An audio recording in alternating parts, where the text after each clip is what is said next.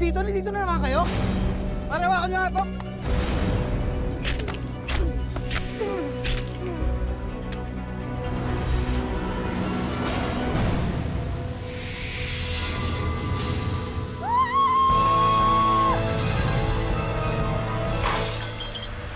Nagpanaginip ako din po si Papa. Galit na galit po siya. Sabi niya po kukunin niya daw po si Mama. Gusto ko makumpleto tayo ulit. Sumama ka sa akin. Sama? Sumama ka sa akin. Dito ka na lang.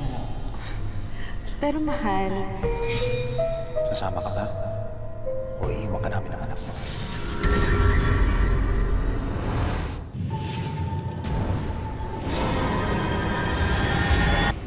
Pag-ibig na walang hanggan, hahamakin ng lahat, pati kamatayan. Pangarap ni Danicang makapagtapos at maging guro. Pero nang namatay ang ama, napilitan siyang tumayo bilang padre de pamilya. Plano ni Danica na ipagpatuloy ang naudlot na pangarap. Pero paano kung nahulog na ang loob niya kay Miguel? Na ang kinabubuhay ay pagbabantay sa mga patay? kamusta pa? Si Angel ho, nasa Japan na. Doon na ho siya nagtatrabaho, kaya kami na lang ni Nanay ang makakadalaw sa inyo ngayon dito. Ako, mahal. Yung bunso natin nandun na nga sa sa Japan. Aba mabuti naman nakakaluwag-luwag na kami. Pasensya na ho kayo ha. Ako tong panganay pero ako yung walang naitutulong ngayon. Uy, ano ka ba? Ito talaga?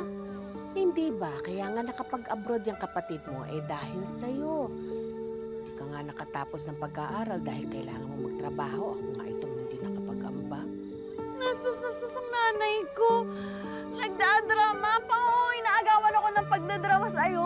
Oh, alam nga may ikaw lang marunong magdrama, no? Oo, sige na nga po. Sa inyo na po ako nagmana. Pero pa, seryoso. Pangako, tatapusin ko po yung kolehiyo ko. Di ba yun naman ho yung gusto niyo sa akin? Yung makapagtapos ako ng pag-aaral at maging teacher na katulad ninyo. Alam mo, mahal, namimiss na kita. Kaya lang pag iniisip ko na masaya ka na sa piling na may kapal, kahit pa paano gumagaan ang pakiramdam ko. Pero sana talaga pa, sana hindi mo muna kami iniwan. E di sana magkakasama pa ho tayo ngayon. Sumama ka sa akin. Grabe ka! Huwag ka nga ganyan. Kala mo nakakatawa ginawa mo? Sorry po. Talagang aatakin ako sa puso. Ano ka ba? Ito po, gusto ko lang po dalhin ito. Pira tong batang to. Sorry pa. Ito kasi. Sorry Ako po. sa'yo. Yung pati si nanay natakot oh. Gusto ko lang naman po kayong imbitahin po sa amin pagkatapos ng po ninyo dito. Ay, hindi na mahal. Pagod na yan si nanay. Nakakahiya. Tsaka nakakahiya. Ay, hindi naman. Nasaan ba ang bahay mo? Malapit lang po. Ah, ganun ba? Pasensya na po kayo dito sa akin, ha? Ito lang po kasi napundar ko, eh. Buti nga po, pinayagan ako ng amo ko tumira dito, eh. Kaya ito lang po napundar ko. Ay, alam mo na meron siyang inaalagaan ho na 20. Na bata? Ay, mga puntod po. Tapos minsan naman ho, may exercise sa construction, kaya... Itong batang to. Kung makapagpaliwanag ka, para namang may problema ako na dito nakatira si Miguel. Mag-iisang taong ko nang kilala tong boyfriend mo. Wala naman ako naging problema, Salamat po, tita. Kaya lang, ang pakiusap ko sa inyo, ha? Huwag kayong magmamadali. Baka mamaya, bukas makalaway, biglang kakausapin nyo na lang ako dahil kailangan nyo na magsama. Huwag ganun, ha? Miguel, may banyo ka ba dito? Opo. Opo, ito po, dito po. Paggamit, ha? Sige po. Malinis po yan.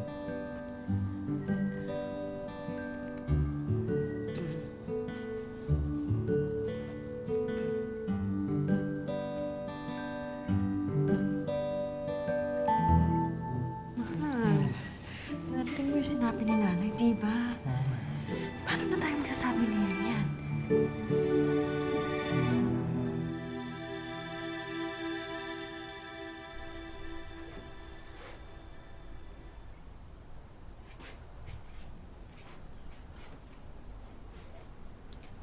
Nay, akin ho, ako na lang ho yan. Ako na ho, ayoko humapagod kayo eh. La la la la la la la la. May pabibili ka sa akin, ano? Nanay ko naman no, advance mag-isip. Hindi po. Wala po ako ipapabili sa inyo. Itatanong ko lang ho sana kasi, po bang pag-aaral ko ng college, tuloy po ba yun? Siyempre. Hindi ba sa katapusan may padadala si Angel?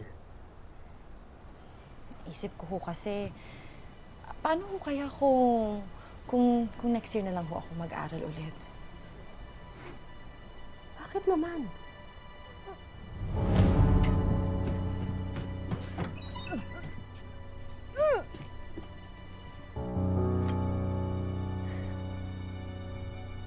Danica?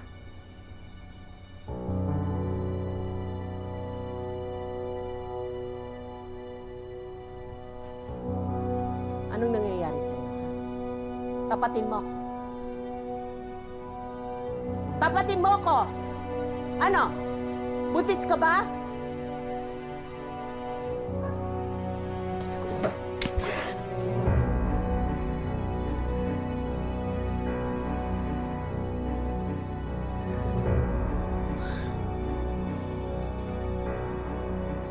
O ngayon, bakit hindi kayo magsalita? Diyos por santo, Danica, alam mo na ang kapatid mong bunso, yun na lang inaasahan natin. Tapos, gano'n pa gagawin mo? Pananagutan ko naman po siya eh. Dapat! Alam ko naman pananagutan mo eh. Pero hindi ako nagkulang sa inyo, hindi ba? Sinabi ko sa inyo, hinay-hinay lang, huwag pa dalos-dalos. Ano nga yung sasabihin ng mga kapitbahay? Na yung anak ko napuntis ng walang kasal? Na hindi naman ho importante sa amin yung sasabihin ng ibang tao eh. Ang mahalaga po sa amin, yung pagtanggap ninyo.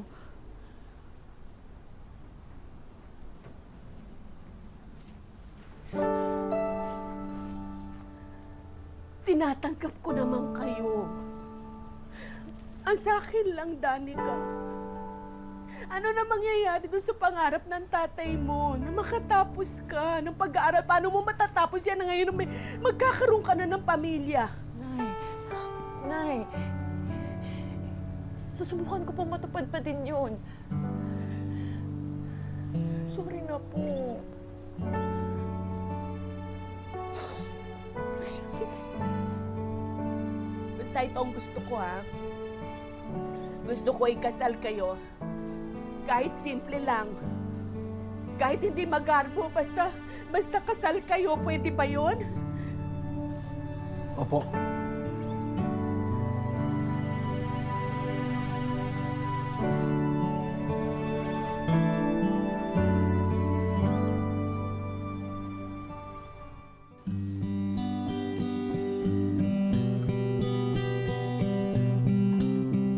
Nasaan ba kasi asawa mo?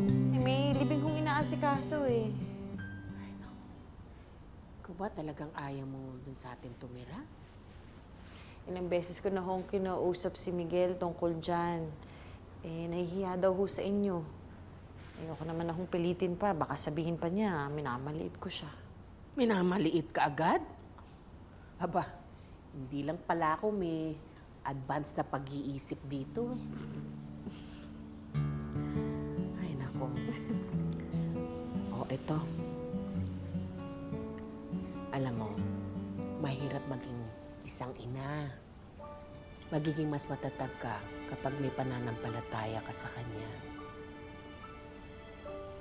Salamat po, Nay. Mukhang kailangan ko nga po nito. Alam niyo kasi parang may nagpaparamdam po sa akin dito. Alam niyo na, siyempre yung mga kapitbahay namin, mga patay. Naku, huwag mo nga pag-iintindihin yung mga multo-multo na mga namatay. Hindi totoo yan. Sabi ko sa'yo eh. sa'yo, walang mga multo-multo. Huwag mo nga pag-iintindihin yan. Oh, ma, andyan pala kayo. Ano ka ba? Pambihira ka. Ugali mo talaga yung manggulat. Sorry po. Asawa mo, talagang atakin ako sa puso na lang. Hindi ka pa ba nasanay dyan? Ano? Sorry po, pasensya na po kayo. Kumain na po ba kayo? Eh, naparami po yung handa dun sa libing eh. Ito po, may pagkain po. Siguro nga, no, ganun talaga mga biyanan, eh, no? Ang hirap sa pinahingin, eh.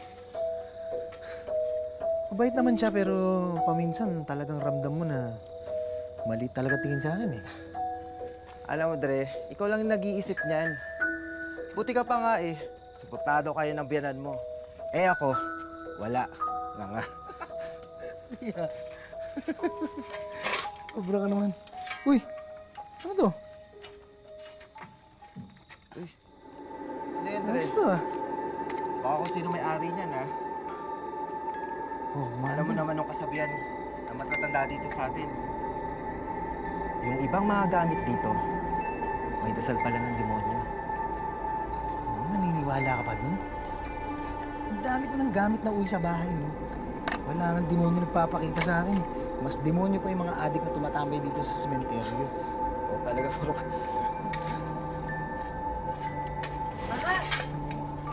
Uy, mahal! Pahinga muna kayo, kumain muna kayo. Ah, kung mo, naglakad ka pa dito. Siyempre. Hi. sweet naman talaga ng misis mo. Sana may ganyan din ako misis. Wala, ako lang pwede magka-diabetes. Pwede na natin to. Mahal, tinan mo to. Ano nga ba to? Ganda mo sa mo. Maandar, oh, di ba? Konting linis lang, pwede na natin i-display yan.